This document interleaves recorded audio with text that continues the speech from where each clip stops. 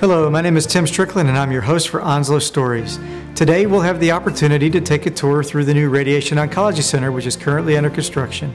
We are eagerly looking forward to the day when this construction project is completed and local cancer patients will finally be able to receive these much needed radiation treatments close to home. Hi, I'm Danny Waller, Senior Vice President of Support Services here at Onslow Memorial Hospital. Today we're standing in front of our new Radiation Oncology project.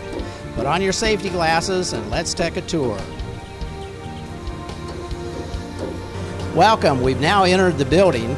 As you can see, behind us here will be special frosted glass, and as you enter the building, you'll then turn right, going into the main waiting area. Adding the Radiation Oncology Center to Onslow County is so very important because right now we have a vulnerable population of patients who are quite ill, who have to travel outside of Onslow County to receive their treatment at a time when they're really least able to do that. By bringing that center here, we allow them to remain at home when they receive their treatment. It's a much better situation, and in addition to that, it can act as the beginning of a development for a comprehensive oncology center here in Jacksonville. We've now entered into the main part of the lobby, and directly behind me will be a wall where the Hospital Foundation will have a permanent display of those in the community that have contributed to this great building. Cancer has touched everyone's lives. I don't think that there's anyone it hasn't had an effect on. And whether it's due to advanced technologies or more awareness, everyone has been affected by it. It can be devastating to families and to the patients, certainly.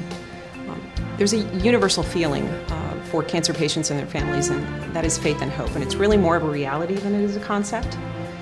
But every day we have the faith that the treatment produces the outcome that we want, the very best outcome that it can for the patient. And we have the hope that our loved one will be there tomorrow and years to come.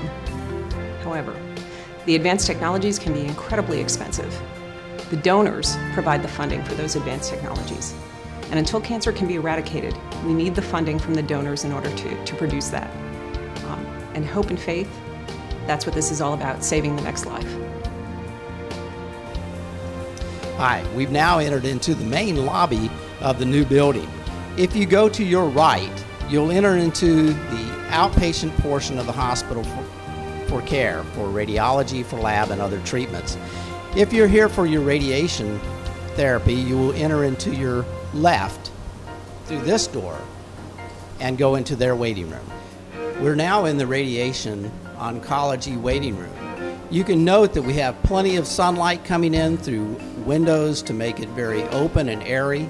We have very high ceilings that will be decorated with hardwoods and make this a very soft and caring environment, very spacious and comfortable for our patients waiting. We're in the linear accelerator vault itself. This is specially constructed portion of the building with the ceilings over 7 feet thick and portions of the wall as well. The linear accelerator will actually be located in this area itself. Above us, you have a recessed ceiling where we'll have a mural of the sky that's uplighted so that it'll create a calming effect for our patients receiving treatments. Cancer cells are rapidly dividing cells. Radiation therapy can target those rapidly dividing cells. Normal cells, not as rapidly dividing, but they're able to regenerate when they become damaged. Cancer cells are unable to do that. As a result, tumors shrink after they've been exposed to radiation therapy, or they're eradicated completely.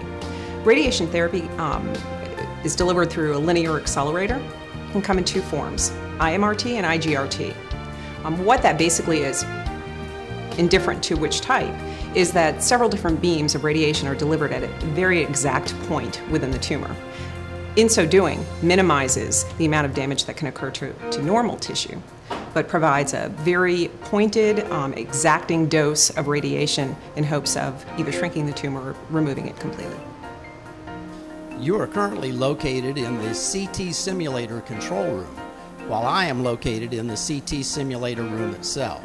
The CT simulator is where patients will come for their treatment planning process for the linear accelerator.